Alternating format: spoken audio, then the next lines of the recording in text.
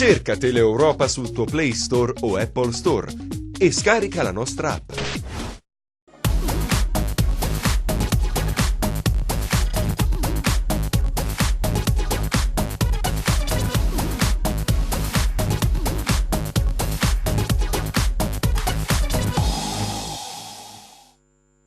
Buon pomeriggio da parte di Franco Segreto, Teleeuropa Replay, 6 maggio 2019, grazie per la sigla, ma non è la sigla finale, è la sigla iniziale.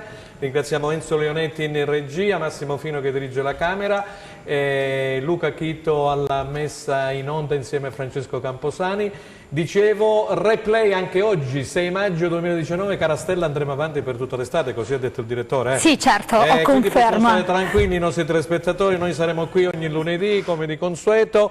Siccome tanta gente ha telefonato, ha chiesto via mail, via WhatsApp, ma replay, no, noi andremo sempre avanti, i nostri telespettatori possono stare tranquilli. Io vi ho intanto presentato Stella Battaglia perché parleremo di tante belle cose, della vittoria del Cosenza alla Recchi di Salerno per 2-1 di questa impresa, poi ne parleremo con il nostro amico carissimo di Ionica Radio Giuseppe Milicchio, che ringrazio per aver accettato l'invito.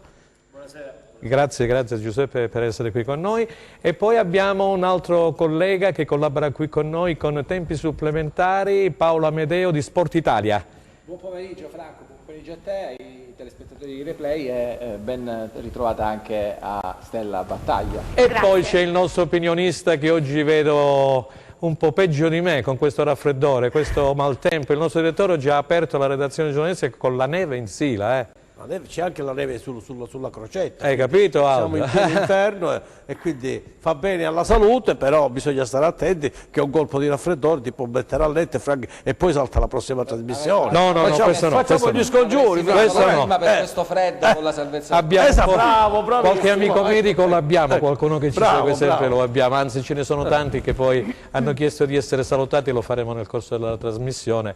E dicevo, parleremo naturalmente della Serie B, della sconfitta del Crotone sabato alla Spezia per 2-0, ma il Crotone, mentre il campionato del Cosenza è terminato perché riposerà nell'ultima appunto giornata, ci sarà invece il Crotone che ospiterà l'Ascoli Arezzo Uscita sabato pomeriggio. E poi avremo due telefonate importanti, due telefonate con la redazione del Corriere dello Sport, col caporedattore Tullio Calzone della Serie B e naturalmente con il nostro Alessandro Russo che si trova a Milano nella sede della Gazzetta dello Sport, quindi avremo sia il Corriere sia la Gazzetta dello Sport. E poi nella terza parte parleremo della Serie C, di quello che è successo, playoff e playout. I complimenti vanno al Catanzaro che ha battuto per 6-3 il Trapani addirittura, alla Regina che comunque andrà ai playoff perché era scontato il risultato contro il Matera, ormai cassato da tempo dalla FIGC, e poi il Rende che in virtù delle sconfitte di Cavese e Bisceglie si troverà a fare anche a disputare i playoff, quindi un in bocca al lupo alla formazione di Ciccio Modesto. Stella, io ho detto tutto, adesso prendo un'aspirina. Allora, buonasera e benvenuti a tutti voi ad una nuova puntata di Replay. Oggi insieme al coordinatore Franco Segreto e ai nostri ospiti presenti qui in studio vi parleremo del calcio delle calabresi, di quello che è stato e di quello che verrà. Chiaramente cominciamo subito seguendo la scaletta del programma che prevede in prima battuta i risultati e la classifica del campionato di Serie B. La regia può mandare in onda per favore i risultati di Serie B, ok? Velocissimi. Eccoli qua, molto veloci oggi Enzo. Velocissimi, sì, ringraziamo Enzo Leonetti. Allora, vi leggo subito i risultati di Serie B. Ascoli Palermo 1-2, Benevento Padova 3-3, Cittadella Verona 3-0. Cremonese Brescia 0-0, Foggia Perugia. E il posticipo sì. Livorno Carpi 1-0, Salernitana Cosenza 1-2, Spezia Crotone 2-0, Venezia Pescara 2-2. Vediamo un attimo la classifica di Serie B. Eccola qui. Benissimo, al comando troviamo Brescia con 67 punti, a seguire Lecce 63, Palermo 62, Benevento 57, Pescara 52, Spezia 51, Cittadella 50, Cremonese 49, Verona 49, Perugia 47, Cosenza 46, Ascoli 43, Crotone 40, Livorno 38, Salernitana 38, Venezia 35, Foggia 34, Padova 30, chiude la classifica il Carpi con 29 punti. E diciamo che Carpi e Padova, caro Giuseppe, sono già retrocessi in Serie C, diventa interessante, diciamo, questa lotta per alzare la testa, per cercare un po' di ossigeno, ma io partirei naturalmente, perché tu ieri eri alla REC insieme all'amico e collega Pippo Gatto, che salutiamo, di quello che è stata la partita appunto tra la Salernitana e il Cosenza. Facciamo un primo giro, poi andremo a vedere gli highlights. Bella partita, Franco, bella partita, perché il Cosenza che non ti aspetti. Io quando mi sono messo in postazione avevo un retropensiero, cioè che tipo di partita vado a raccontare, perché chiaramente nel nostro calcio c'è sempre questo retropensiero, cioè delle partite che nel finale di campionato possono avere un risultato scontato, quindi vai a giocare una partita contro un avversario storico, te lo ricordi Marulla, per dire, e poi devi andare incontro alla realtà. La realtà poteva essere una partita scontata, cioè una partita palleggiata, una partita che poteva portare un Cosenza Sazio a un risultato di parità. Invece dopo qualche minuto, ma veramente 2 o 3 minuti, abbiamo visto uno dei nuovi entrati nella formazione in questo mini turnover che ha fatto Braglia andare alla conclusione a rete. Parlo di Mattia Trovato. Sì. A quel punto abbiamo capito che c'era stata una sveglia alla partita, perché Micai è stato bravissimo a mettere la palla in calcio d'angolo. Allora la reazione della Salernitana non c'è stata e allora abbiamo capito che probabilmente era una gara da giocare, da guardare, da assaporare. E così abbiamo fatto, abbiamo visto una bella partita dove il palleggio dei giocatori del Cosenza è stato nettamente superiore a quelle che erano le preoccupazioni della squadra della Salernitana. I Granata sono veramente in una crisi profonda, è un ambiente spaccato, la gente che non va più allo stadio, le contestazioni e quant'altro, insomma una Salernitana veramente in grossa crisi, una squadra che nelle ultime 10 partite praticamente ne ha perso 8, quindi vuol dire che sono veramente arrivati alla frutta. Giocano giocatori semplicemente di nome come Rosina, che poi tutto sommato ha fatto una buona partita, e poi altri calciatori che danno poco al gruppo, alla squadra. Invece il Cosenza era lineare, giocava con grande facilità. Se vogliamo parlare dei singoli ti dico semplicemente Luca Palmiero, mi sono divertito. Vero?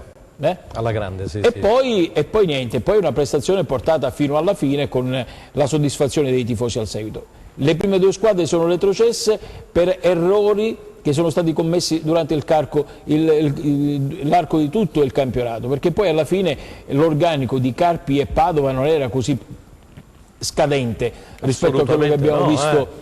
Abbiamo visto ieri per esempio l'organico della Salernitana, squadre che hanno giocato probabilmente molto meglio nel finale di campionato, però degli errori commessi uno dopo l'altro hanno portato alla retrocessione. Paolo, tu che insomma anche a livello nazionale con Sport Italia segui un po' le vicissitudini, ma come diceva giustamente Giuseppe Milicchio c'è una spaccatura profonda nella Salernitana. Lotito resta, non resta, sia lui che il cognato Mezzaroma sono praticamente nel mirino dei tifosi. Ma cosa succede?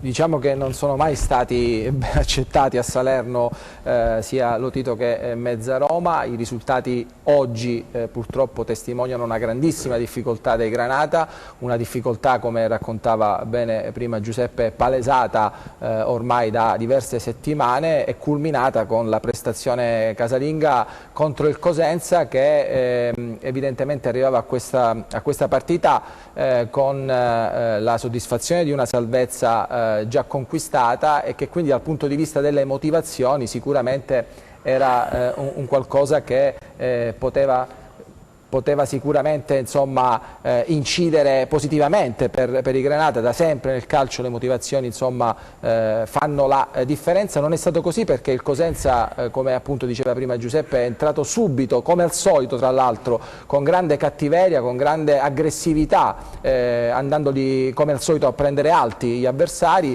non facendoli ragionare, ed è chiaro che vai a mettere in difficoltà una Salernitana che già soffre psicologicamente di una situazione difficile. Con un atteggiamento del genere vai sicuramente a dettare e alzare la voce all'interno del match.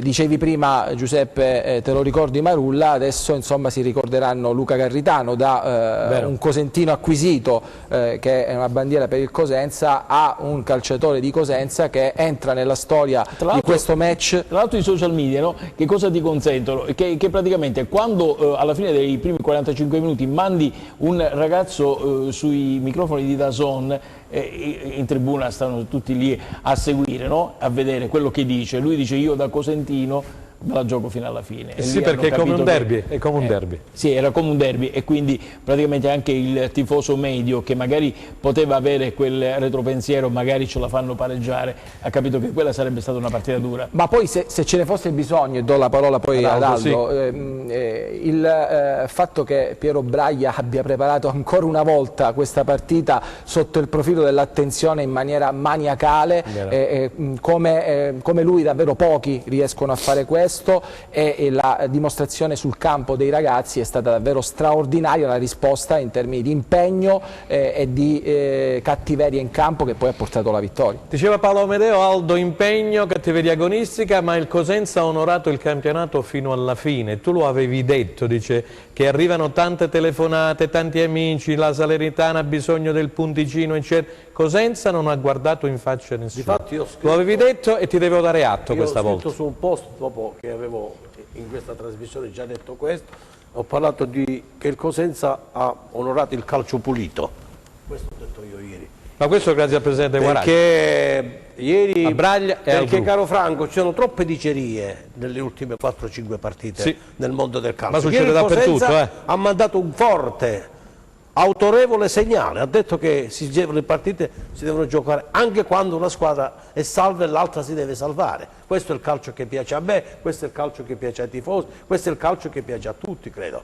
E la partita di ieri ha dimostrato che il Cosenza è andato a Salerno con 700-800 tifosi al seguito e sapeva, ha capito, ha voluto dimostrare che non poteva deludere questi ragazzi che sono andati a Salerno con quel tempaccio, perché anche il tempaccio, anche il tempo non ti aiutava. Quindi questo fa parte di una società che veramente ha dimostrato di essere seria e che non vuole scendere a compromessi. Il Cosenza ha vinto il suo campionato perché ha vinto il campionato restando in B, ha onorato il campionato, non si è prestata a giochi e a giochetti, ha tralasciato anche stare i torti degli arbitri che ci hanno fatto in questo campionato, noi li abbiamo commentati, ma la società si è appartata anche su questo e ha dimostrato che sul campo il Cosenza è più forte di tutti, perché è una squadra capace di saper stare in campo e di saper giocare al calcio, ha giocatori importanti. Speriamo che adesso si incominci un calciomercato che ci farà capire che cosa vogliamo fare ancora di più da grandi. Ma non anticipiamo i temi. Intanto ti saluto un tuo amico che l'ho visto oggi in un ufficio postale, l'avvocato Scarpelli, che ti manda tanti cari saluti. E loro salutiamo. E allora aggiungono tanti messaggi, poi ce n'è uno per te da parte di Elio Principato, perché tu ieri sera hai tirato fuori la notizia di Braglia che sarà operato ormai praticamente sui social eccetera, poi ti darò Facciamo gli auguri a Braglia, Sì, gli darò la parola a Giuseppe, naturalmente gli auguri in bocca al lupo, poi Giuseppe ci darà qualcosina di più preciso, perché io quando l'ho salutato avevo le lacrime agli occhi Braglia sabato nella vigilia. Ne ho parlato col direttore, con il nostro Attilio Sabato, perché lui solitamente è uno scaramantico, mi metteva la mano sulla spalla e poi mi dava la mano prima di ogni partita. Questa volta invece, oltre a darmi la mano, mi ha stretto e aveva le lacrime agli occhi. Allora ho pensato, è un addio o c'è qualcosa? E poi alla fine, vedi, ieri sera ti ho seguito in radio fino a tard'ora insieme a Pippo Gatto ed è uscito fuori questo tipo di discorso. Io comunque andrei prima a vedere gli highlights e poi ti do la parola. Andiamo a vedere subito Salernitana Cosenza 1-2. Grazie Leonetti. Vediamo se arriva il servizio. Stella, che dice? Carichiamo il servizio, è il maltempo che rallenta lo staff. Benissimo. Sicuramente. E allora dovremmo avere il servizio di Salernitana Cosenza, dovrebbe arrivare. Nel frattempo Giuseppe non poteva esserci finale qui. migliore per la stagione del Cosenza. Chi si aspettava una squadra remissiva, molle, appagata, vittima sacrificale di una Salernitana alla disperata ricerca di punti salvezza, è rimasto sorpreso, in qualche caso deluso, dalla prova maiuscola dei rossoblù. Contro l'11 di Gregucci, nel pieno di una parabola discendente verso l'inferno, Piero Braglia ha scelto gli uomini più adatti patti per compiere l'ennesima impresa della sua esperienza alla guida dei lupi. Elementi di provata affidabilità come Legittimo, Palmiero, Bruccini e Tutino ad esempio, e calciatori che avrebbero voluto scendere in campo con maggiore continuità, ma hanno conservato intatta la voglia di giocare e dimostrare il proprio valore. Saracco, Schettino, Trovato e Garritano. Nonostante la variazione degli interpreti, il Cosenza ha recitato alla perfezione il solito copione della trasferta, solidità difensiva e trame di gioco efficaci, imbastite da Luca Palmiero, sempre più padrone del centrocampo. Un Cosenza a proprio agio anche sul prato dell'Arechi e capace di ridurre al minimo la forza d'urto dei Granata, limitando giocate e pericolosità di Rosina, Calaiò e Djuric e tenendo sempre alta l'attenzione di Micai. Sul finire del primo tempo, il giusto premio alla qualità espressa dai rossoblù, il tapin di Luca Garritano sul traversone di Tutino e il meritato vantaggio. Nella ripresa, subito le prime variazioni sul tema, Mazzarani la mossa di Gregucci, Embalo per Trovato prima ed Ermacu per l'infortunato Legittimo poi, i jolly di Braglia. Un'altra occasione da rete per il Cosenza sull'asse Embalo-Tutino, giocata spettacolare. E poi il break dei padroni di casa con la punizione di Rosina smanacciata da Saracco, bravo a non perdere di vista il pallone, ben calciato dal centrocampista calabrese, autore poco dopo del momentaneo pareggio al termine di un'azione rocambolesca con tanto di scivoloni, una respinta di Saracco, tackle e deviazioni fortunose in un'area piccola particolarmente affollata.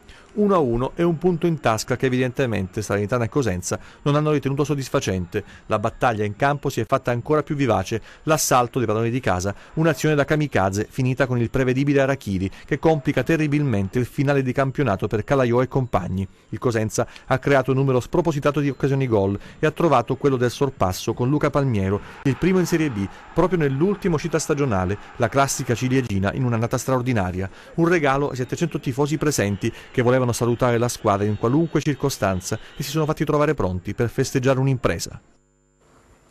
Hai visto Stella che bella sì, immagine? Bravissimi i nostri ragazzi del Cosenza. Allora Giuseppe, ci puoi dire qualcosa su Braglia?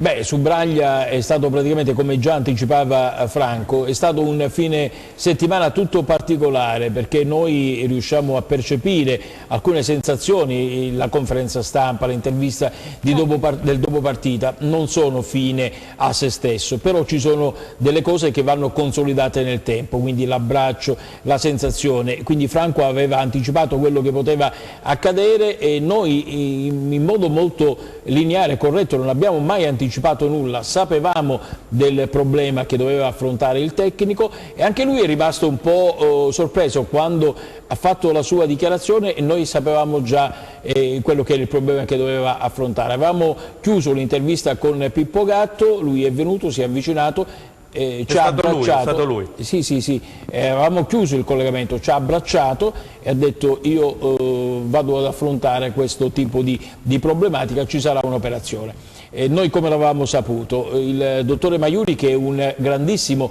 tifoso del Cosenza, segue la squadra sempre quando il Cosenza è in trasferta, eravamo a Padova fuori dallo stadio e ci ha fatto questa piccola confidenza, c'era da risolvere un problema, ma il tecnico non l'ha voluto risolvere nell'immediatezza, ha voluto prima la chiusura del campionato perché gli era stato consigliato di effettuare questo piccolo intervento proprio last minute, cioè subito. Invece ieri poi il tecnico si è lasciato un po', si è sciolto, ha dato questa piccola notizia, la notizia ufficiale verrà data dall'ufficio stampa del Cosenza Calcio, chiaramente dallo staff medico, ha preso la maglietta, quella di Baez, da portare come regalo al dottore Maiuri, ci sarà questa operazione probabilmente nel corso della prossima settimana e poi ritornerà abile e arruolato tra le file del Cosenza Calcio. Un in bocca al lupo da parte nostra, naturalmente da tutta la redazione di Teleeuropa e per l'allenatore del Cosenza Piero Braglia. Allora andiamo ad ascoltare Piero Braglia, vediamo quello che ha detto questa notte a Giuseppe Milicchi e a Pippo Gatto. Vediamo un attimino. Grazie. Cosa ci manda la regia. Andiamo con l'intervista. I ragazzi sono stati bravi, abbiamo visto giocare Palmiero in una versione ancora più sublime della solita, ha comandato e si è divertito, gli altri hanno fatto tutti un'ottima partita, lo stesso Schettino Trovato che ritrovava il campo dopo mesi e mesi di infortuni, perciò bisogna, da un certo punto di vista ci fa piacere per i ragazzi, no? Anche per la maturità che hanno dimostrato e per i miglioramenti che sono stati fatti nel corso del campionato da questi ragazzi. Io credo che i meriti vanno divisi da tutti. Io vorrei ricordare anche il lavoro di Trinchera, che ha portato dei giocatori importanti a Cosenza, umili, perché poi è l'umiltà che ti determina tante cose. Questo è un ambiente particolare e ci vuole ragazzi che hanno voglia di sacrificarsi come ci sono qui nel Cosenza. Perciò bisogna essere contenti tutti, dalla società al direttore, ai tifosi.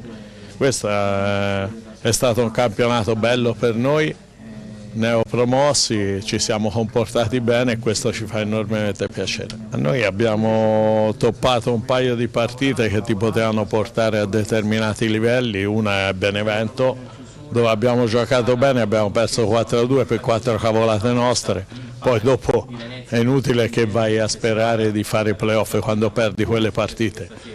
Poi col Venezia era una partita che poi ci ha dato la tranquillità, diciamo, e poi alla fine si sono espressi per quello che sono realmente quando vogliono giocare. Una squadra che, lo ripeto, ci sono dei giocatori che hanno avuto una crescita esponenziale, cioè i vari Palmiero, Tutino, Bruccini. Oggi vedere giocare Bruccini a me mi fa solo piacere, ma sono cresciuti anche altri, perché Garritano anche oggi, per dire, ha fatto una signora partita oltre il gol, ma ci sono stati periodi in cui non giocava, è un insieme di cose il calcio, purtroppo c'è il momento di quello, c'è il momento di quell'altro, quando poi non lo capisci uno sta male e rompe anche le scatole. Ok, simpaticissimo come al solito. Paolo, allora io ti do la parola, poi invece andiamo a sentire in esclusiva il direttore sportivo. Assolutamente. Il direttore sportivo e poi naturalmente torneremo in studio, collegamento con Corriere dello Sport e andremo a commentare. Oggi è una puntata veramente ricca di contenuti. Allora, andiamo con Paolo. Sì, no, ascoltavo con interesse mister Braia, ovviamente anch'io mi unisco in bocca al lupo per l'operazione, anche se io non sottovaluterei la seconda ipotesi, quella a cui facevi riferimento tu, quella di un possibile addio, perché ancora di fatto non c'è una firma. Ma poi sentiremo Trinchera, ecco perché te l'ho anticipato. Quindi, no, assolutamente, abbiamo però sai benissimo che ci sono tante sirene per Piero Braia, tante formazioni che vogliono vincere il campionato di Serie C e vogliono affidare a lui la panchina del Bari per esempio, ma anche della Regina, e quindi ci sono, insomma, c'è la fila. Anche il Perugia, c'è la fila. Anche il Perugia. C'è la fila per Piero Braia. Piero Braia è stato bravo, lo abbiamo detto a più riprese, Franco, nella gestione del gruppo, è stato bravo in un momento in cui ha capito che soprattutto non poteva avere il classico centroavanti lì davanti, quindi si è inventato un po' questa nuova moda del falso 9, no? Con esterni molto rapidi, con la capacità di non dare punti di riferimento, con un Tutino straordinario in grado di saltare l'uomo con facilità e creare superiorità. La stessa cosa ha fatto durante il corso del campionato Baez, ma anche lo stesso Embalo a pieno regime è stato davvero devastante nello scacchiere di Braia, e sicuramente molto del merito va dato a Trinchera, a Stefano Trinchera, che è riuscito con calma, con parsimonia, con l'individuare gli uomini giusti, necessari a quel tipo di campionato che il Cosenza doveva effettuare, che era un campionato di grande sacrificio, un campionato di grande corsa, no? Sciaudone, pronti via, è arrivato impattando il campionato in una maniera straordinaria, portando anche punti pesanti al campionato, e dunque Braia sicuramente ha grandi meriti in quello che è un grande miracolo compiuto che è la salvezza. Dopo quello dello scorso anno diventa davvero straordinario bissare il campionato dello scorso anno con una salvezza straordinaria. Ok, allora, Stella. Sì, allora vediamo un attimino, perché se non erro abbiamo un'intervista realizzata in esclusiva direttamente dal nostro coordinatore Franco Segreto. Ah no, ci bloccano. Ci bloccano. Vabbè, allora andiamo in pubblicità. Benissimo. Ok.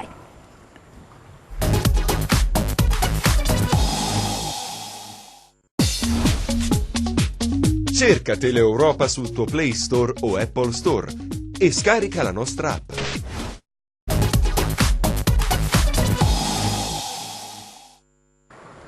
Allora, bentornati in studio, scusateci per prima. Adesso vedremo praticamente la prima parte dell'intervista realizzata in esclusiva dal coordinatore Franco Segreto direttamente al direttore sportivo del Cosenza, Stefano Trinchera. Vediamo, la regia può mandare l'intervista. Lo scorso anno è una grande cavalcata attraverso i playoff, la vittoria del campionato, in questa stagione una salvezza che ha del miracoloso o quasi. Diciamo che dall'anno scorso, quando sono arrivato, abbiamo aperto un ciclo. Inizialmente abbiamo avuto degli intoppi perché non è facile ripartire con un gruppo nuovo, con uno staff di lavoro insomma completamente rinnovato, quindi abbiamo faticato un po', però poi dopo siamo usciti alla distanza e quest'anno ci siamo confermati alla grande, perché abbiamo realizzato un'impresa dopo l'altra, perché salvarsi con 19 squadre in Serie B è veramente un autentico miracolo sportivo. Cosenza che si è salvato con un turno di anticipo, ma che campionato è stato? È stata una partenza ad handicap se consideriamo anche la partita non disputata col Verona e con il successivo 0-3 a tavolino. Sì, abbiamo cominciato ad handicap non per colpa nostra, perché la sconfitta a tavolino insomma, non è stata determinata da una prestazione sul campo e noi chiuderemo il campionato con una partita in meno e non mi sembra giusto rispetto a tutto il lavoro che abbiamo fatto. Poi non voglio ritornare su tutti i torti arbitrali subiti, ma anche gli addetti ai lavori hanno sempre visto un Cosenza sempre mai sottomesso dall'avversario, quindi dall'inizio comunque abbiamo dimostrato tutto il nostro potenziale. Chiaramente a gennaio ci siamo anche rinforzati ulteriormente, perché diciamo che poi nel giorno di ritorno tutte le squadre si rinforzano e noi probabilmente abbiamo accelerato notevolmente e questo ha fatto sì che insomma, arrivassimo nella fase finale del campionato con un margine di vantaggio importante. Sono andati via giocatori che volevano magari avere maggiore spazio, mi riferisco ai vari Verna, Tiritiello e lo stesso Di Piazza che è finito al Catania. Il Cosenza poi a gennaio è andato sul mercato e ha preso giocatori di categoria con molta più tecnica e qualità, il caso di Sciaudone, di Embalo, dello stesso Ristov, questo giocatore under 21 della Bulgaria che in prospettiva è un giocatore importante. Sì, abbiamo fatto degli acquisti mirati, un lavoro condiviso con il mister, con il presidente, perché poi dopo devono tornare i conti. Abbiamo ceduto 10 giocatori, abbiamo preso 5 ragazzi che dovevano contribuire per raggiungere l'obiettivo, abbiamo fatto delle scelte molto oculate, tenendo conto anche non soltanto dall'aspetto tecnico ma anche dall'aspetto umano, perché chi era arrivato si è calato nel contesto con grande senso di appartenenza a questa maglia e ci ha dato un grande contributo.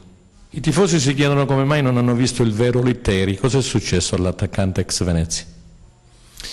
Lui è arrivato con alcuni problemi fisici, ovviamente lo sapevamo, gli abbiamo dato modo a lui di pian piano di recuperare, soltanto che ha trovato davanti a sé dei giocatori straordinari che nel pieno stato di forma, diciamo, come Tutino, Embalo soprattutto e Baez, che insieme a Tutino sono stati, diciamo, gli elementi che hanno avuto più continuità e probabilmente i giocatori che nel reparto di attacco hanno dato quel qualcosa in più, quindi per lui non era facile, tenendo anche conto, è arrivato fisicamente un po' scarico, però un giocatore da recuperare completamente per l'anno 21, perché comunque è un giocatore che negli anni ha dimostrato di essere veramente molto forte. Ed ora non mancherà il lavoro per il direttore sportivo Stefano Trinchera, che ha firmato un biennale. Trinchera ha firmato la situazione di Braglia, ce la può dire Trinchera come sta in questo momento a fine campionato?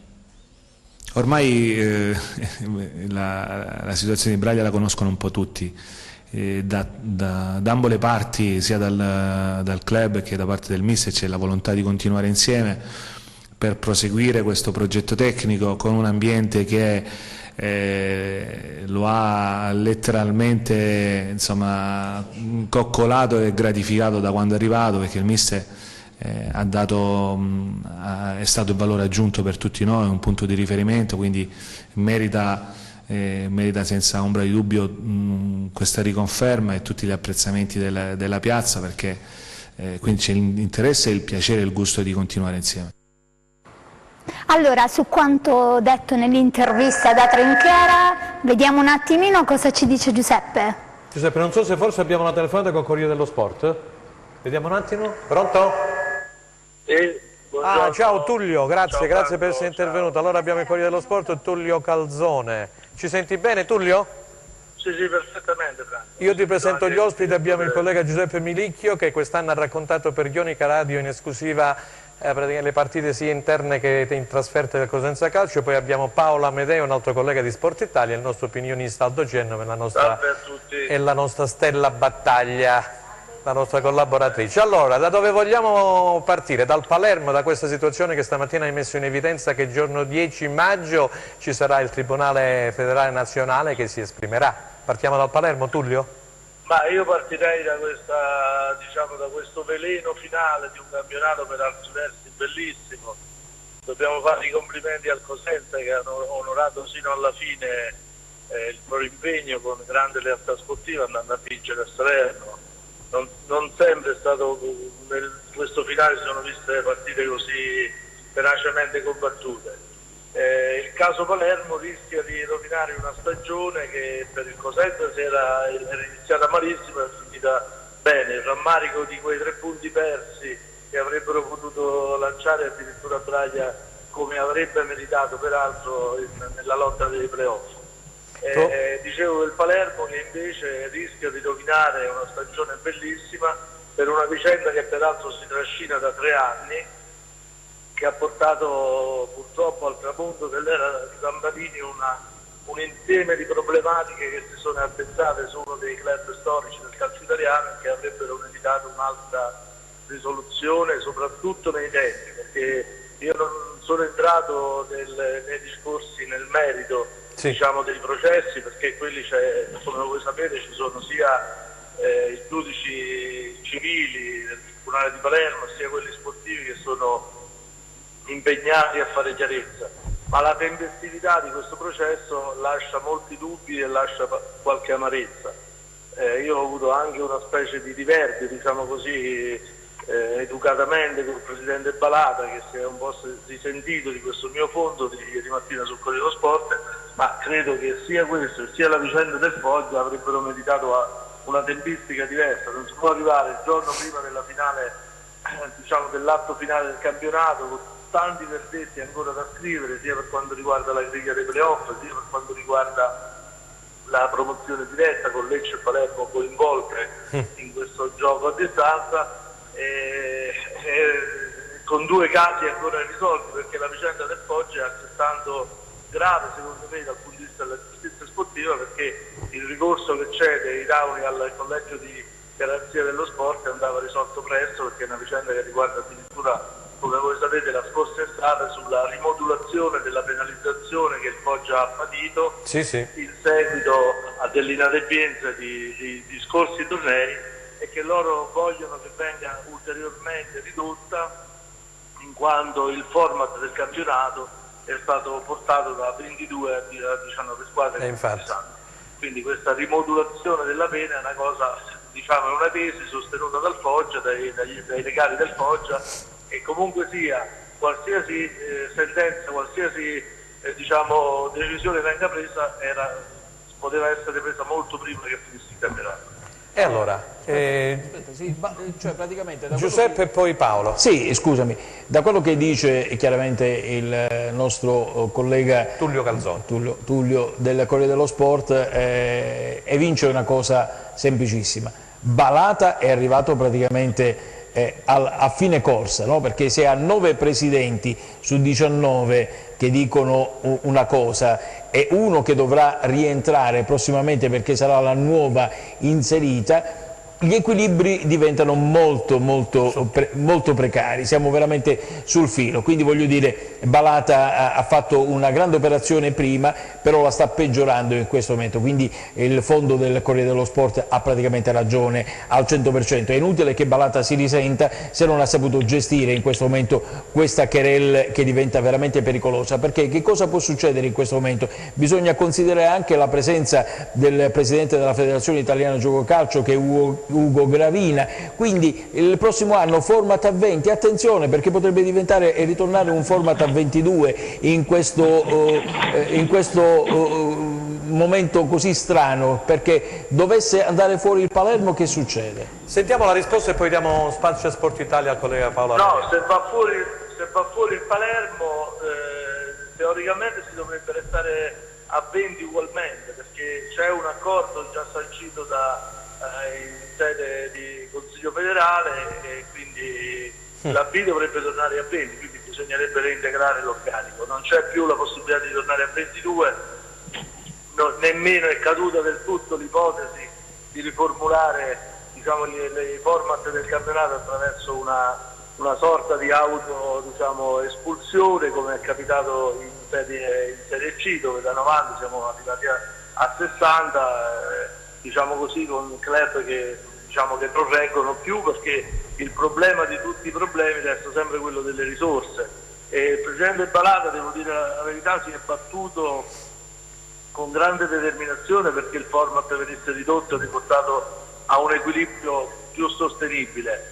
Secondo me non basterà soltanto attraverso la riformulazione dei format, la riduzione del numero delle squadre, perché il problema resta, come dicevo prima, quello delle risorse. Cioè, è impossibile pensare di fare calcio se non si riequilibra un po' questo aspetto, perché anche chi fa calcio nella parte apicale del nostro sistema deve capire che qualche risorsa bisogna metterla nella filiera, perché altrimenti le mission di questi campionati inferiori diventano praticamente inutili. Quindi siccome invece non sono inutili ma sono state sempre utilissime nel nostro calcio, e siccome per esempio un dato statistico rilevante nel campionato di Serie B, il 75% dei calciatori che vengono utilizzati sono italiani, quindi è estremamente semplice capire che la mission della B e ancora di più della C è fondamentale per tutto l'intero sistema. Quindi è chiaro che questa battaglia politica sulla riduzione dei format va fatta, è giusto farla, perché altrimenti ci troveremo sempre, ogni stagione, a vivere le solite battaglie che si vivono da 20 anni a questa parte.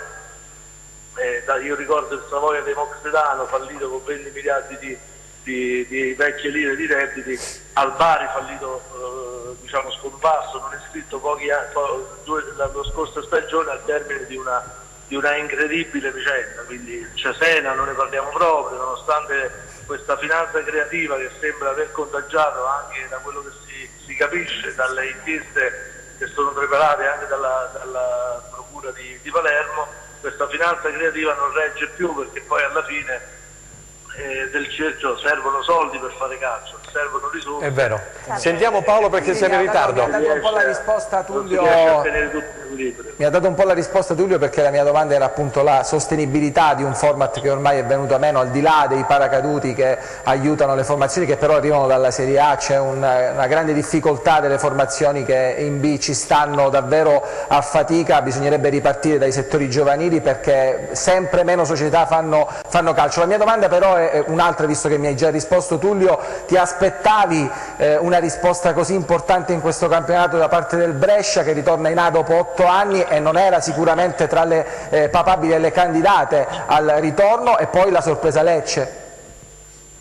Ma guarda, sono tutte e due, due squadre protagoniste di questa stagione in maniera esemplare, soprattutto perché sono accomunate dalla continuità nei risultati. Una più esperta, con calciatori che hanno già vinto più volte il campionato di Serie B, penso a Lucioni, a Falco, a Venuti, a Mancosu, insomma calciatori importanti che ha il Lecce, che dovrebbe, teoricamente dovrebbe aver vinto il campionato, soprattutto se il Palermo dovesse essere penalizzato come da più parti si ipotizza. Il Brescia raccoglie il lavoro fatto negli ultimi anni, alla fine al tramonto dell'era Codiori, con grandi allenatori secondo me di Serie B come Calori, con lo stesso Giampaolo, che non fu molto fortunato, però hanno aiutato a selezionare un settore giovanile da cui sono arrivati giocatori importanti. Penso per esempio a Tonali, ma è facile parlare di Tonali o di Morosini, ma per esempio Cistana era un giocatore lanciato da Calori addirittura 5-6 anni fa e che è esploso invece in maniera perentoria. Questo significa che quando la B lavora sui giovani con programmazione seria e ha una solidità anche dal punto di vista societario, come ha assicurato per esempio la gestione della nuova proprietà, che veniva peraltro da esperienze, quindi gente che, come Cellino, che stanno a fare calcio perché l'hanno fatto in maniera vincente a Cagliari, all'estero.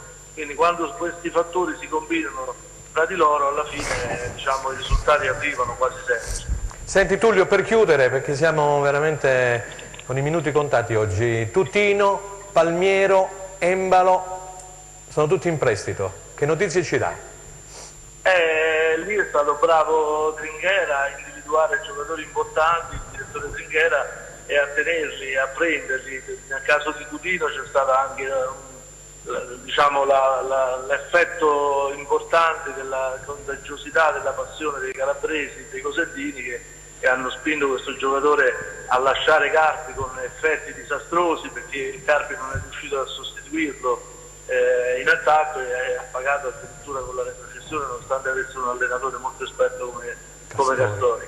Del Palmiero, un giocatore emergente, si parla di anni, da anni di lui. Credo che sia molto difficile, anche vedendo alcune valutazioni che questi giocatori hanno sul mercato, trattenerli a Cosenza. Se ci si dovesse riuscire, io penso saranno un'ottima base per vedere un Cosenza sicuramente al vertice del campionato di B. Credo sia abbastanza difficile, però là dipenderà anche dalla capacità della società e poi anche dal Napoli nel caso specifico, perché sono giocatori che meritano un'opportunità. Speriamo che possano restare a Cosenza. Grazie Tullio. Buon lavoro. Grazie a voi dell'invito. Grazie. Allora, torniamo.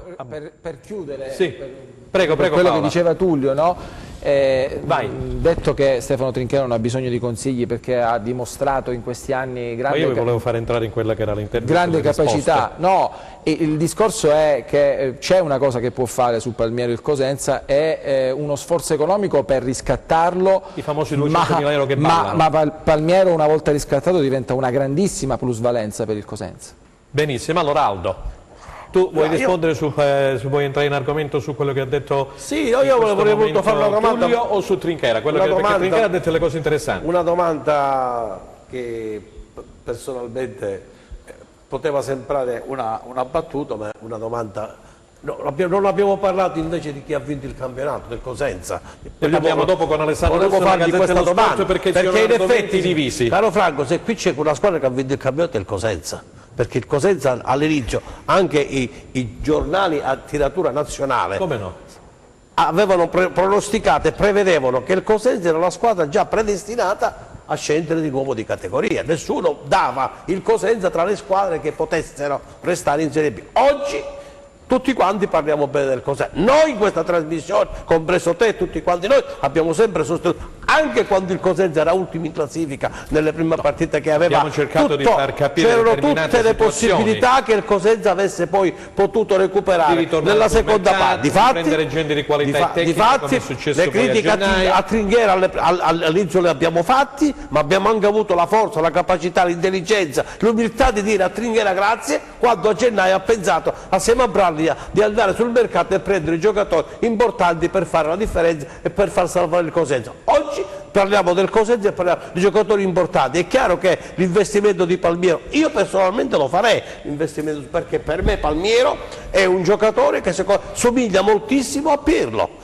Se Palmiero imparerà anche a tirare le punizioni come li tirava Pirlo, probabilmente sarà il futuro Pirlo del calcio italiano, perché è così. Allora se il presidente Guaracio, che ci tiene, che lo vuole tenere, che sta investendo, che vuole investire, che vuole il prossimo anno fare un campionato di avanguardia, di categoria, con Braglia allenatore, perché Braglia è stato già confermato dalle notizie dirette che ho io, assolutamente il Cosenza farà su Palmieri si fa un investimento. Benissimo. Se lo vuole fare lo fa, però dipende da tanti fattori, e tu giustamente hai detto che bisogna mettere sul tavolo circa 2,5 milioni di euro, però Palmiero oggi valerà, dopo può valere anche 10 milioni di euro secondo me. Giuseppe, allora io vorrei tornare a quei passaggi che ha fatto Trinchera.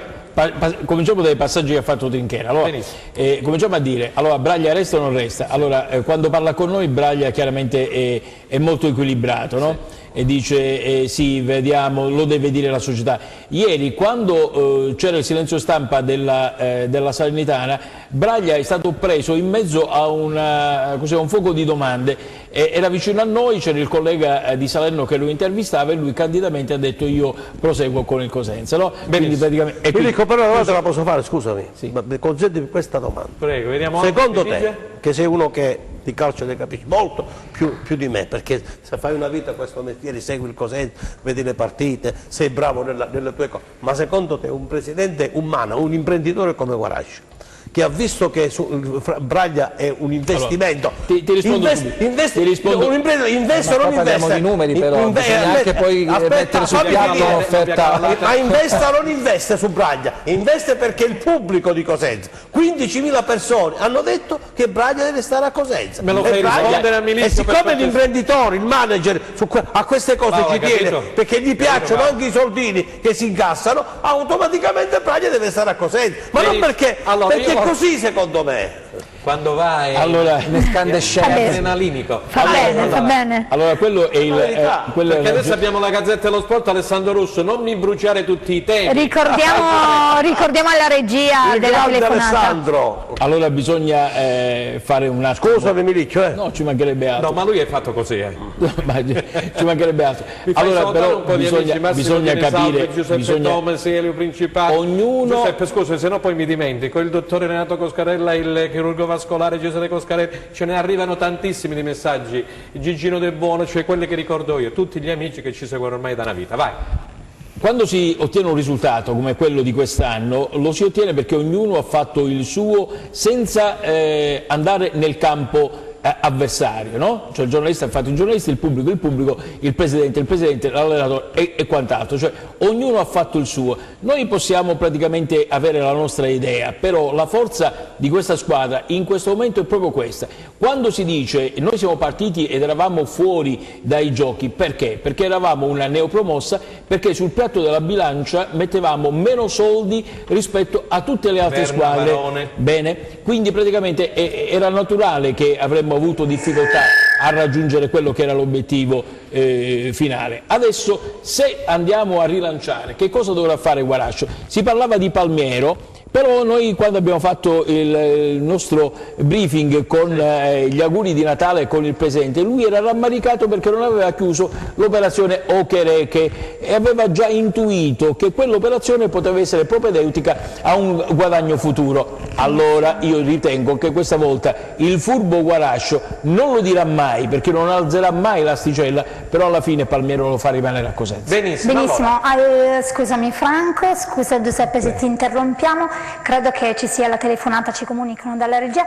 C'è al telefono Alessandro Russo, quindi della Gazzetta dello Sport, che interviene direttamente da Milano, quindi senza essere qui seduto oggi accanto a noi. Sì, buonasera. Grande Alessandro, Ciao, buonasera. Alessandro. Buonasera Franco. Buonasera. Hai fatto un fine settimana meneghino?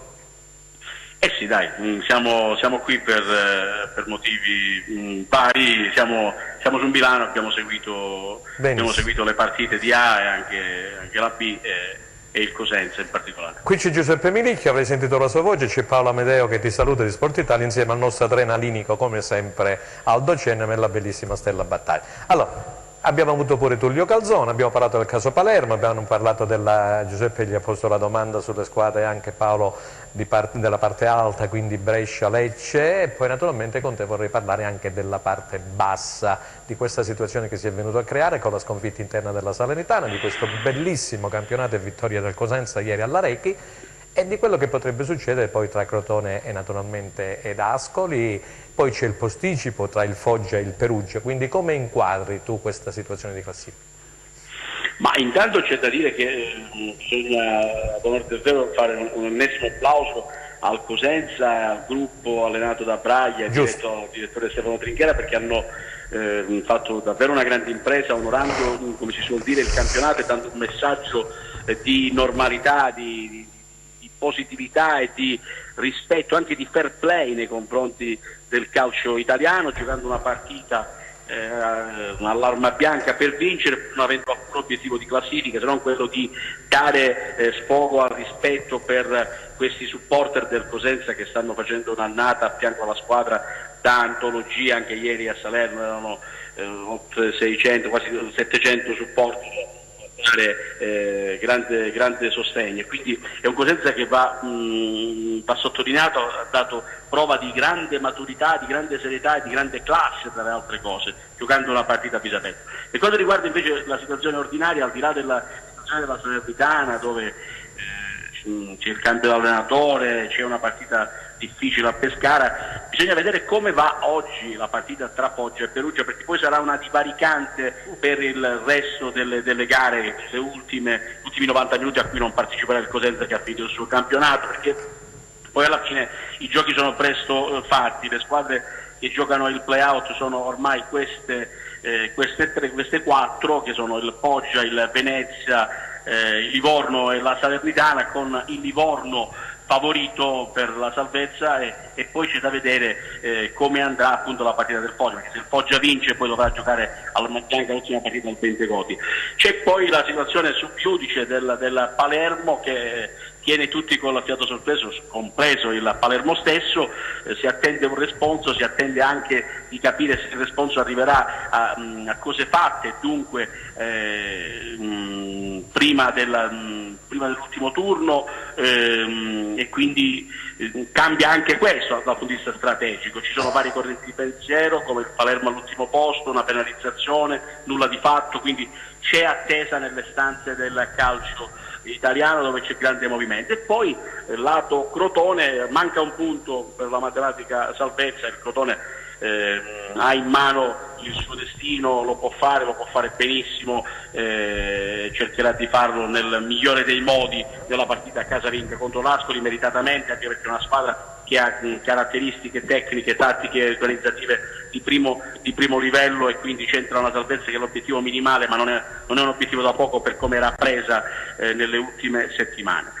Finale per quanto riguarda il Cosenza, per quanto riguarda il mercato, anche qui nelle ultime ore a Milano si comincia a parlare dei vari giocatori che si muovono in B. I giocatori sul proscenio sono sempre gli stessi, c'è Tonali che è molto vicino, che piace al Milan, poi c'è questo Moncini, che è un altro attaccante che piace a tante squadre, Ocherè che è indirizzato verso l'estero, probabilmente c'è la questione di Palmiero e di Tutino. Tutino chiaramente è un giocatore di classe estrema che ha certificato il proprio genio anche con una rovesciata stile fotogramma illustrato Panini, ma per quanto riguarda Palmiero sappiamo i numeri cosa dicono. Il Cosenza ha il diritto di riscatto, ma il Napoli ha il diritto di controriscatto. Bisognerà capire, certo è che Palmiero dalle ultime indicazioni a mercato anche in Serie A, in qualche club outsider. Per quanto riguarda invece Tutino, i due club fortemente interessati sono il Sassuolo e il Bologna, che guarda con attenzione al giocatore del Napoli. Tutino, come la scorsa estate, ancora di più dopo aver giocato in Serie B come Palmiero, potrebbe essere una grande pedina di scambio per quanto riguarda il Napoli, soprattutto in operazioni con le squadre medio-piccole di Serie A. Quindi il Cosenza e Trinchiera chiaramente cercheranno il tutto per provare a fare il miracolo, una volta tra virgolette, quello di tenere ancora i giocatori per un anno in prestito. Non sarà impresa facile, anche perché i movimenti intorno ai giocatori sono tanti e sono giocatori che hanno dimostrato sul campo di saper fare e di poter competere anche per la Serie A. Rumors dell'ultimo momento qui a Milano per quanto riguarda le altre squadre di Serie A, così chiudiamo con una notizia, così c'è grande fermento intorno alla posizione degli allenatori, con Conte che è appetito da club internazionali dopo essere stato accostato alla Roma e all'Inter. Ci sono sirene dall'Inghilterra e dalla Francia per l'ex CT azzurro ed ex allenatore del Chelsea. Grazie Alessandro, sarai con noi lunedì? Speriamo di sì. Va bene, grazie. Vai Stella. Ciao Alessandro. Grazie. Allora andiamo subito in pubblicità e continuate a seguirci.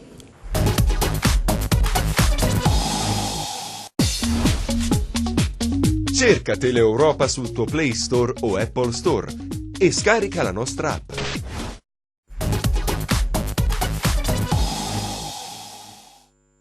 Terza ed ultima parte di Replay, 6 maggio 2019, oggi tantissime telefonate, tantissimi contenuti. Giuseppe, allora io volevo insomma ancora intervenire sul discorso del Cosenza, sul discorso di Braglia, sul discorso di Trinchera, quello che hanno detto anche i due colleghi, sia Tullio Calzone che Alessandro Russo, uno intervenuto da Roma dal Corriere dello Sport e l'altro dalla Gazzetta dello Sport di Milano. Così poi andiamo ad ascoltare, visto che ha introdotto anche Alessandro Russo il tema Crotone, quello che ha detto Stroppa poi nel dopo partita. Allora, prima tu e poi Paola Amedeo insieme ad altro, però mi raccomando. Velocissimi, allora che cosa facciamo? Vogliamo far parlare il cuore? Sì. Il cuore ci dice che questa squadra la teniamo così. La gente vuole sapere in questo momento. Allora, il cuore ti dice questa squadra io la tengo così, la potenzio e divento una compagine appetibile anche per fare il salto di categoria nel prossimo campionato. E la razionalità ci dice che questo non è possibile, quindi bisogna guardare quella che è la realtà, quindi toccherà in questo momento semplicemente al Presidente Guarascio fare delle decisioni, se alzare e di quanto alzare l'asticella per quanto riguarda il prossimo futuro, cioè continuare con la politica che al di là del fatto che possiamo dire che il Presidente Guarascio è un uomo fortunato, che il Presidente Guarascio abbia un suo modus operandi che porta poi alla fine il risultato, al di là di questo bisogna essere molto realisti. Allora, scusami Giuseppe, dicevano così anche Lillo Foti che era fortunato, poi la storia ha portato la regina a fare 9 campionati di Serie A, quindi... Appunto, baciamo la fortuna perché la fortuna va baciata, però adesso nei numeri bisogna semplicemente capire quanto il Cosenza ha a disposizione da mettere sul piatto della bilancia. Assolutamente, il concetto è quello, più che i nomi, più che i Palmiero serve capire la strategia del club, se la strategia è quella di migliorarsi, ma migliorarsi vuol dire insomma cercare il posizionamento nella griglia playoff come obiettivo minimo, ma te lo impone, caro Franco, te lo impone un popolo, quello rossoblu, che ha dimostrato con i numeri alla mano sia in casa ma soprattutto fuori, perché questo è un dato che va sottolineato, insieme al Foggia è la tifoseria che ha portato più numeri in trasferta, sempre tra i 700 e i 1500. Non sono numeri assolutamente da sottovalutare, questi numeri ti spingono come società a valutare l'innalzamento dell'asticella, perché questi numeri di fatto poi ti portano soldi, perché comunque vuol dire incassi al botteghino, perché vuol dire abbonamenti, perché vuol dire comunque avere un pubblico che hai sempre alle spalle, hai un pubblico che ormai è diventato maturo e che però a questo punto per continuare questa fase ascendente di entusiasmo ha bisogno comunque di un segnale da parte della società. Aldo, brevemente, poi c'è una domanda da parte di Stella per Giuseppe. Brevemente, io penso che se Braglia ha già accettato di restare a Cosenza, avrà sicuramente pensato di dire al Presidente sì, però resto, però quest'anno io vorrei tentare qualcosa in più rispetto a quello che in effetti i tifosi mi chiedono, perché i tifosi li ha portati anche l'ha portati Braglia, sì, la squadra, però Braglia ha saputo con il suo linguaggio, con il suo modo di fare, con la sua psicologia trovare il modo come trascinare 10-12 mila ogni domenica allo stadio, le prestazioni del Cosenza, le vittorie, le sconfitte, ma soprattutto la valorizzazione di giocatori, e Braglia l'ha detto, fanno bene. Per cui se il Cosenza, se il Presidente Guarascio, come ha pensato di fare, di dare fiducia a Braglia e a Trinchera, ha pensato anche che quest'anno c'è la possibilità che il Cosenza può diventare una protagonista del prossimo anno. È chiaro che bisogna investire in alcuni giocatori, se dovessimo veramente pensare che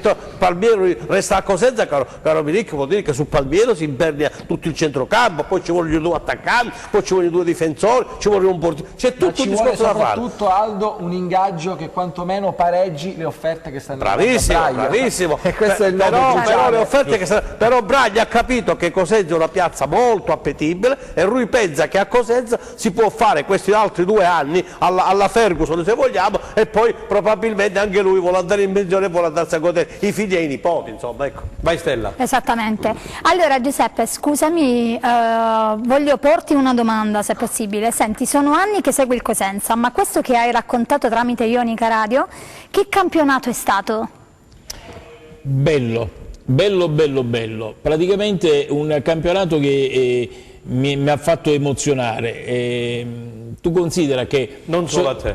A tutti, no? Io dicevo come racconto delle partite. Io ho cominciato in una delle prime partite, dei primi collegamenti, era proprio a Salerno. Segnò al 78esimo del secondo tempo, quindi al 78esimo della partita, Di Prospero, ed eravamo nel mese di aprile del 1976 al Vecchio Vestuti di Salerno.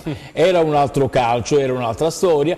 Poi abbiamo vissuto tanti momenti brutti, abbiamo avuto uno stop generazionale, abbiamo buttato al vento con la Serie D dal fallimento in poi 2 generazioni di tifosi, e lì andare a raccontare una partita di Serie D, di Serie C era veramente struggente.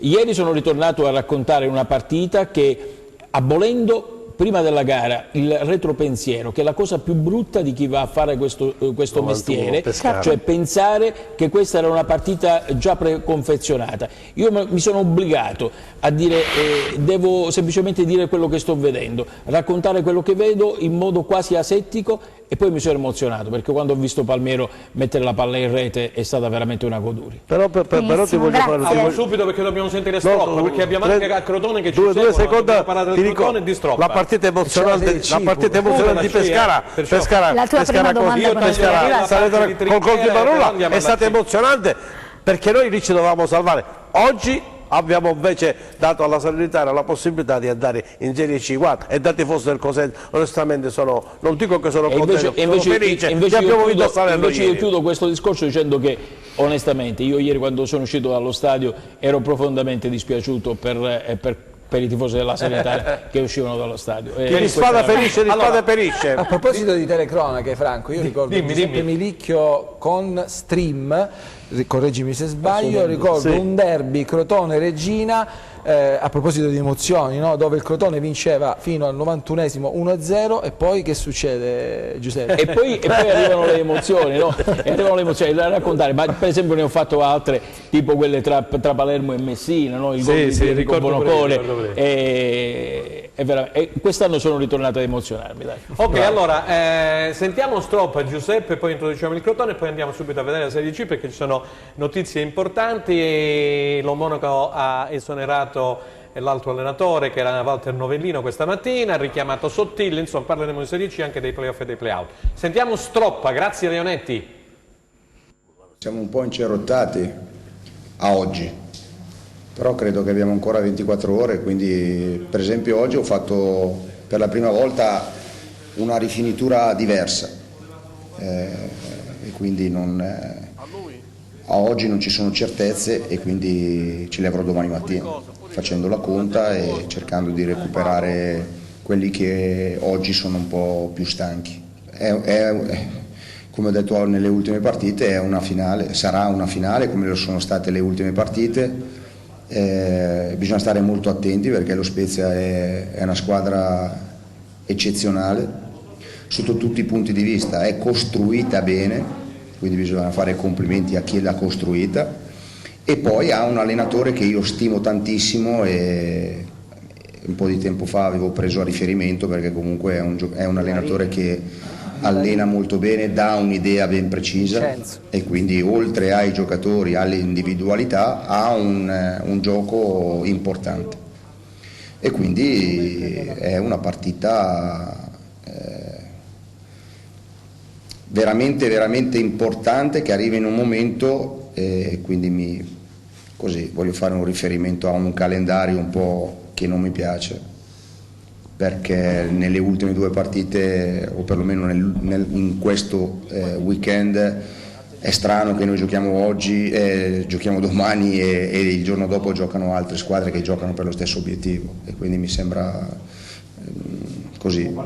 Non lo so, però mi dispiace, avrei voluto che tutte le partite si giocassero in contemporanea. Detto questo, ne dobbiamo prendere atto, e quindi recuperare le forze mentali e fisiche per andare a fare una partita sotto tutti gli aspetti, tecnico, tattico e anche fisico. Ok, allora abbiamo ascoltato Giovanni Nostroppo, a due parole Paolo Amedeo sul Crotone. Beh, il Crotone è stata sicuramente una stagione difficile per la formazione pitagorica che doveva partire, come spesso abbiamo detto, con un campionato molto... non si sente il tuo microfono, c'è qualcosa che non va. Posso continuare io il discorso che stava facendo Paolo?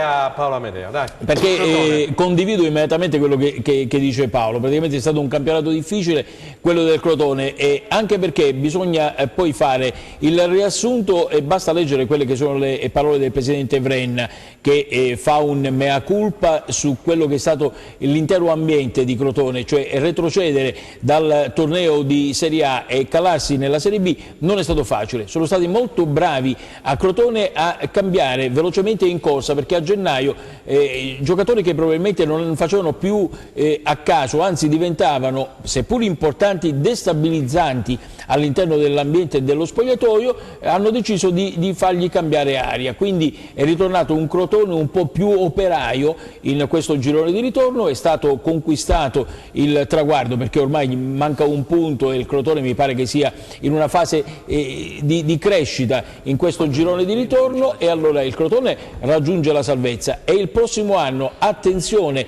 questa squadra, se così un po' aggiustata, può essere una delle protagoniste della prossima stagione, perché l'esperienza di Ursino e di Vrenna non può essere paragonata all'esperienza di altri dirigenti che nel calcio sono appena arrivati. Nel frattempo proprio in riferimento a Mirko, il microfono mi di Paolo Amedeo. ricordo la radiocronaca che ha fatto a Venezia Cosenza, e faceva un passaggio che mi è piaciuto molto, quando ricordava che l'unica squadra che non ha cambiato allenatore tra le squadre che lottavano per sopravvivere è il Cosenza. Il Cosenza è rimasto in Serie B perché non ha cambiato Braglia.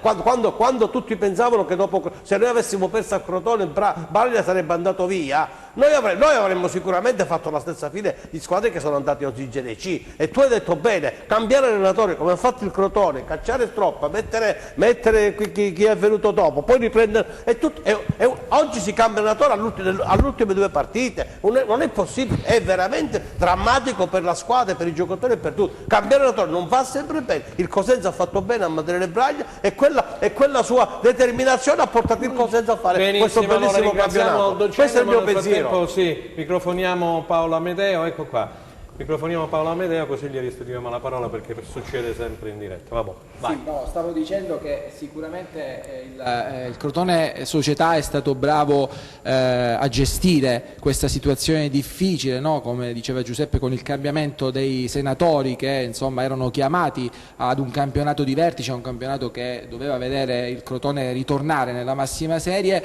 Sono stati bravi a salvare il salvabile, con il punto che otterranno ovviamente domenica prossima contro l'Ascoli. C'è però un aspetto importante che è quello economico. Ti sei giocato un match ball dal punto di vista economico, che è il paracadute. Bravo. Quindi adesso bisogna un po' resettare, bisogna ripartire come negli anni il Crotone ci ha insegnato, dai giovani, con una politica improntata sui giovani che possa vedere, perché no, magari il Crotone rilanciarsi attraverso una politica diversa, che non è più quella dei grandi nomi, ma dei nomi emergenti in un campionato difficile come quello che ha detto. E allora, Stella, siamo arrivati alla Serie C. Alla Serie C possiamo richiedere alla regia di mandarci la classifica e chiaramente anche i risultati della Serie C. Vediamo un attimo, così vediamo il rende ieri, lo ricordo a tutti, che ha riposato, però ci sono stati dei risultati particolari, come quello del Catanzaro che ha battuto per 6-3 il Trapani. Vai Stella. Ecco i risultati, forse hanno... No, questa è la serie C, caro Enzo, la serie C. Questa è la Serie B. Attendiamo un attimo che la regia... In Serie C c'è la rincorsa al Cosenza, all'emulazione del Cosenza. Tutti parlano insomma del Cosenza. Allora questo è l'errore più grave. Ne facciamo leggere i risultati prima. Leggo un attimo i risultati della Serie C, grazie Enzo.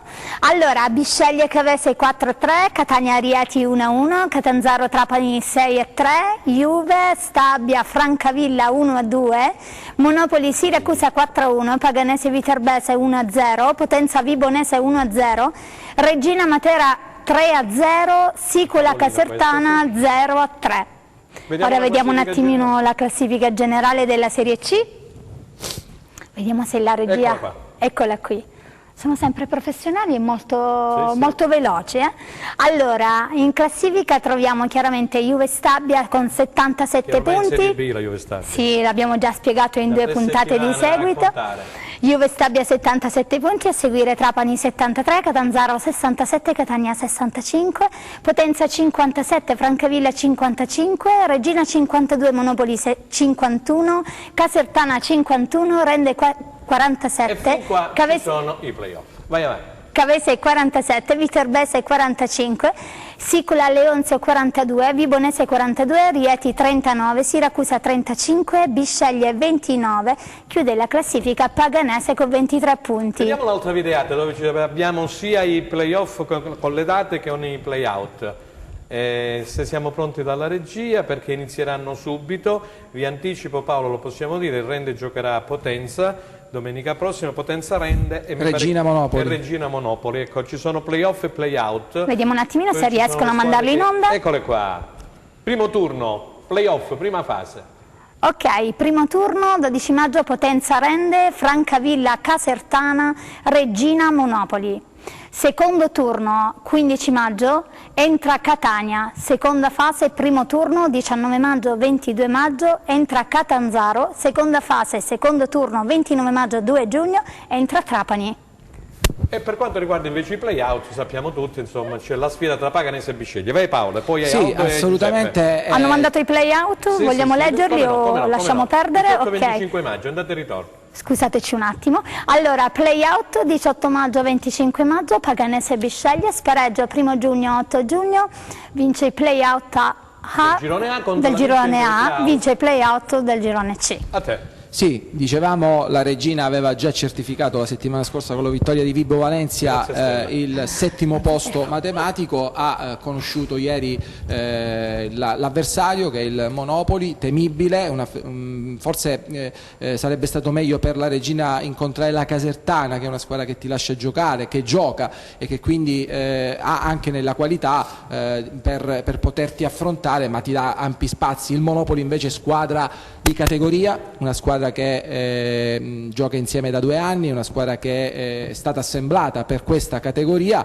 e che quindi dovrà affrontare, insomma, con il piglio della grande, perché comunque ricordiamolo, la Regina gioca per 2 risultati, va bene il pareggio, va bene la vittoria, in caso di parità, insomma, non ci saranno i tempi supplementari, passerà la Regina. Seconda fase però che insomma poi vedrà entrare, come diceva Stella, il Catania, insomma un po' che attraversa un po' una fase di cambiamento, via Novellino di nuovo Sottil. Ovviamente anche qui ci sarà da capire poi il meccanismo dei playoff, no? che a Cosenza conoscono molto bene. Nel caso in cui, insomma, il Rende, come tutti ci auguriamo, andasse a fare la vittoria, andasse a fare la partita della vita a Potenza vincendo in terra basilicata, sicuramente il Rende affronterà il Catania come squadra, diciamo, classificata per ultima, quindi nella 10ª posizione. È un po', Giuseppe, un meccanismo contorto in una situazione che... Allora, prima di tutto sul Rende, appunto sul Regina Monopoli. Vai, Giuseppe. Allora, prima di tutto non dobbiamo assolutamente pensare a quello che è stato il cammino dei playoff del Cosenza dello scorso campionato, perché quello è come la vittoria dell'Leicester nel campionato inglese, cioè è difficilmente replicabile, no? L'anno scorso si sono trovate delle condizioni molto particolari per il Cosenza, che è difficile trovare nelle squadre che attualmente militano nel campionato di Serie C, quindi è un auspicio che ognuno si pone, ma che è indubbiamente difficile da poter ottenere.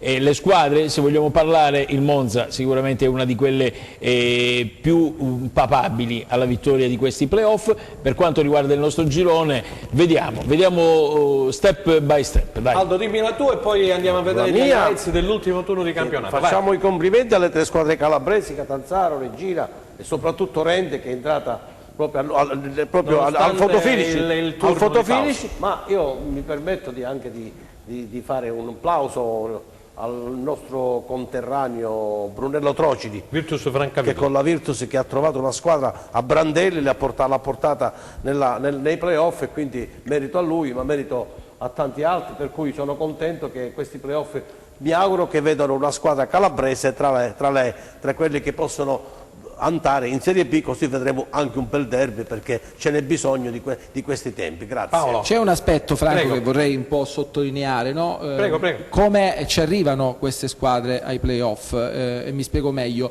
In questo momento la Regina arriva ai playoff con un entusiasmo incredibile, una piazza che in questo momento davvero è accesa dal punto di vista della passione. Ieri ufficiale l'apertura dello store, il primo store della Regina, c'erano presenti circa 3.500 persone in piazza solo per l'apertura di uno store, quindi questo la dice lunga sull'aspetto emotivo che in questo momento la piazza di Reggio corre, mentre Catanzaro, nonostante il terzo posto conquistato in questo campionato, vive una fase di depressione dettata anche dal fatto che insomma il primo posto è sfuggito, il campionato è finito circa un mese e mezzo fa e non riesce ad arrivare ad approcciare a questi playoff come si dovrebbe, no? Con una piazza, con l'entusiasmo, con la voglia di ritornare in Serie B. Quindi queste sono le due formazioni calabresi che probabilmente potrebbero potenzialmente giocarsi un'eventuale promozione in Serie B. Allora, poi per quello che diceva Giuseppe, aggiungerei al Monza il Piacenza, che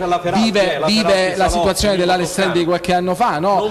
Con la depressione di aver perso Feralpisalò, c'è il Novara, ci sono insomma squadre davvero titolate. Andiamo a vedere immediatamente, perché siamo in chiusura, quello che è successo in Serie C, gli highlights, il servizio della Serie C. Grazie. Poteva esserci l'unplan delle squadre calabresi ai playoff di Serie C se solo la Vibonese non avesse perso più di un'occasione per blindare la propria posizione, ma comunque il bottino è andato oltre le previsioni dei giorni scorsi. Catanzaro e Regina erano sicure di un posto negli spareggi, il Rende invece doveva sperare una combinazione favorevole di risultati durante la propria pausa, e così è stato. Cavese e Viterbese non hanno fatto risultato e i biancorossi hanno mantenuto il 10° posto pur non giocando. Al primo turno incontreranno in trasferta il Potenza, che ieri ha battuto la Vibonese grazie alla rete di Bacio Terracino.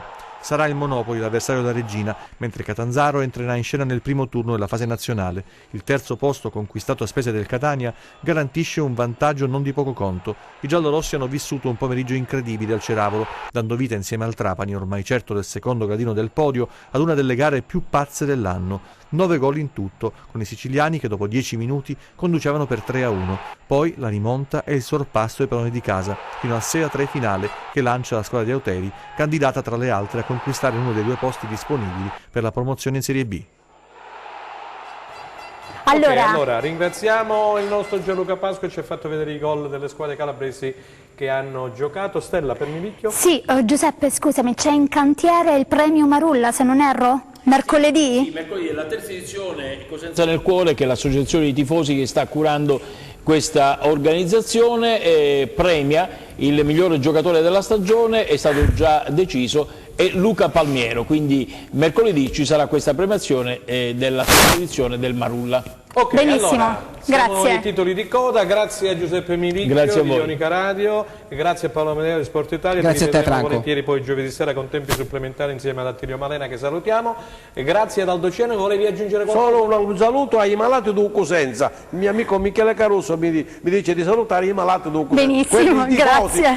Li salutiamo tutti quanti una bella insieme. malattia, allora. diciamo. Una bella malattia. Allora, da parte di Franco Segrete è tutto, noi ci rivedremo lunedì prossimo, 13 maggio, sempre alle ore 15. Stella, per la chiusura. Ok, benissimo, allora continuate a seguirci e ci rivediamo, come ha detto già Franco, lunedì, sempre in diretta alle ore 15 su Replay. Grazie. Arrivederci, Teleeuropa.